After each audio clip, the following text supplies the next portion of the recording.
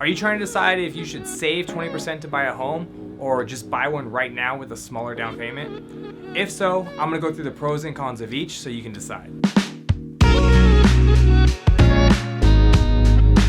I'm Jeremy Mchone with the Whissel Realty Group, and I just want to talk to you today about down payments.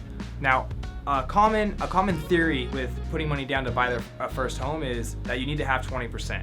And the logic behind that is that if you put less than 20% down on a home, you pay what's called mortgage insurance, which is just an extra fee you pay every month with your payment. So a lot of people think, why would I pay an extra fee every month? I'll just wait till I have 20% down so I'm not throwing that money away.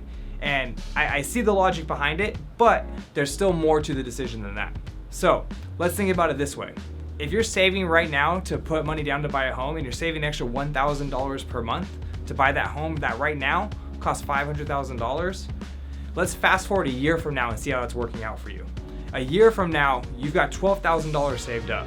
However, over the last year in San Diego County, homes have been appreciating by about 1% a month. So a home that was $500,000 last year, now it's $560,000. That means that your down payment for 20% down went from $100,000 to $112,000, which means that $12,000 you saved up in that year just got wiped out. So it didn't get you any closer to buying that home, and the home's more expensive. And the reason I point this out is you have to realize that when you're saving for 20% down, you're saving for 20% of a purchase price that's actually increasing over time. And right now it's increasing about 1% a month. So that goal is actually getting further away.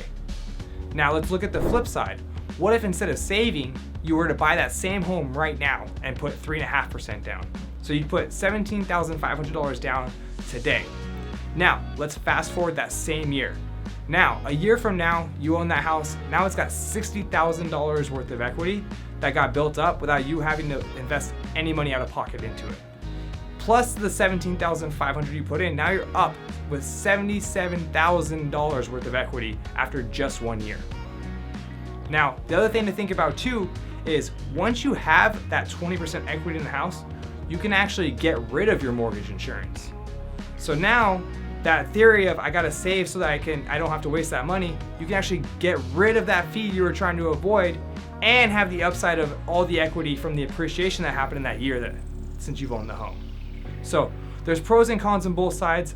I can tell you that I personally bought my home with a 3.5% down FHA loan. I've owned it for about 3 years and I just refinanced it. Now I have no mortgage insurance and I have over $100,000 in equity, all from a 3.5% down FHA loan. So when you're thinking about whether it makes more sense to save or pull the trigger right now, why don't we go ahead and talk and we can weigh the pros and cons together and see what makes sense for you. Comment below or shoot me a DM or give me a call or text at the number below. I'm Jeremy with the Whissel Realty Group. Thank you.